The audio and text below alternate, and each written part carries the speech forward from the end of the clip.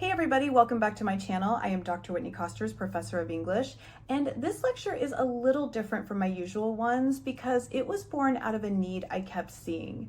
Teachers kept telling me they couldn't find Frankenstein materials that moved beyond plot summary, and students told me they wanted something that actually prepared them for the AP Lit exam. So that is why I created my Frankenstein AP Literature packets. There are two versions, one for teachers and one for students.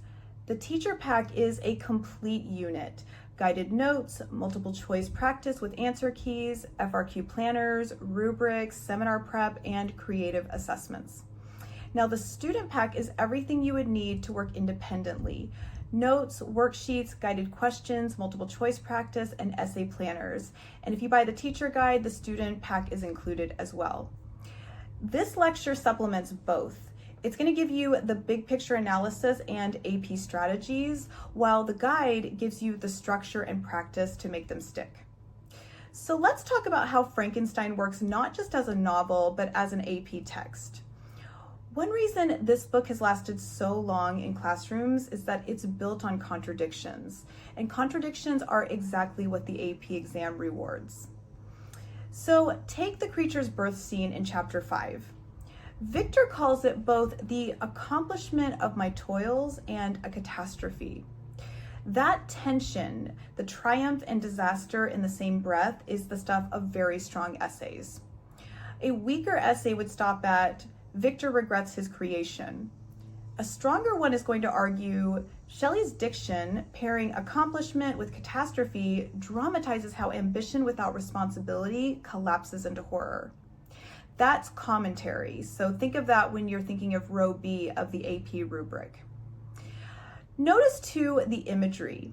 The candle nearly burnt out, the rain pattering dismally, the half-extinguished light. This isn't just atmosphere, it's moral commentary. Light usually symbolizes knowledge, but here the dying candle reflects Victor's moral blindness. That's the move the exam is after, not just noticing a detail, but explaining how it creates meaning. So let's look at the DeLacy encounter. Now the creature longs for connection and finally reveals himself. The blind father welcomes him, but the sighted family recoils in horror. The irony is rich here. The man without sight perceives the creature's humanity, while those with vision cannot. So a weak essay would say, they reject him because of his appearance. A stronger one would argue, Shelley stages the DeLacy encounter as a paradox of sight and blindness, showing how recognition depends not on surface judgment, but on moral imagination. So that's the kind of paradox that you want to trace on the exam. So this is where context helps. Shelley was writing in 1816 during the year without a summer when volcanic ash turned the skies gray. That sublime, catastrophic landscape shows up throughout the novel. At the same time, new experiments in galvanism made the idea of reanimating corpses both thrilling and terrifying.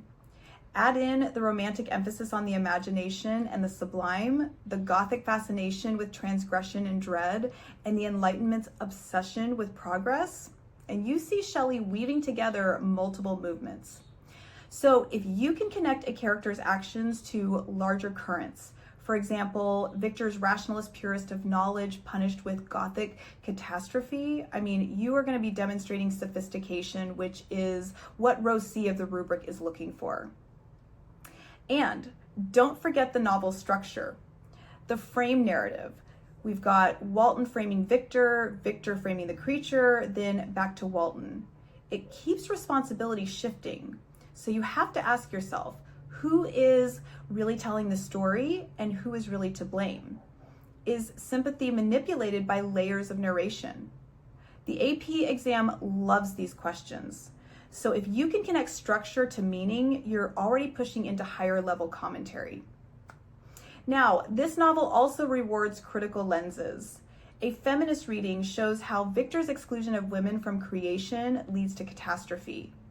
A psychoanalytic reading sees the creature as Victor's double, the embodiment of his repressed desires. A trauma lens reframes the creature's violence as the product of isolation and rejection. These aren't just interesting takes, they are real ways to deepen an essay. If you can bring in one of these perspectives, even briefly, you're showing real nuance.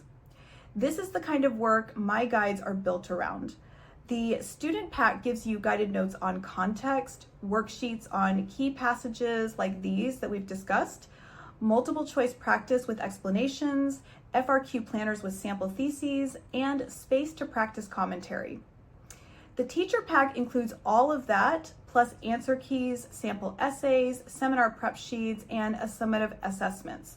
Things like a mock trial of Victor or a frame narrative mapping project. It's not just content, it really is a complete structure for moving students from first impressions into exam level writing. And here is why I think it's different from what else is out there. Most study guides stop at plot or theme. They give you what happens, but not how to write about it. These guides are exam focused, so every worksheet, every activity, every reflection is tied to the rubric. That means instead of just reviewing Frankenstein, you're practicing how to turn details into commentary and commentary into essays. So teachers, this is going to save you hours of planning while keeping the rigor. Students, this gives you the tools to prepare independently without guessing at what the exam wants. So here is the big picture. Frankenstein is a novel about ambition, responsibility, and recognition. It destabilizes sympathy, it complicates blame, and it resists easy answers. And that's exactly why it works so well for AP Lit. The best essays really don't come from smoothing out contradictions. They really come from following them and investigating them. I do have both linked below if you are interested in them. Nevertheless, I have a ton of other lectures available on my page on writing, literature, and research. Those are all free resources, and I do hope that they will help you, and I wish you the very best luck on the AP Lit exam, whether you are trying to prepare students for it or whether you are someone who is going to be taking it. Be well.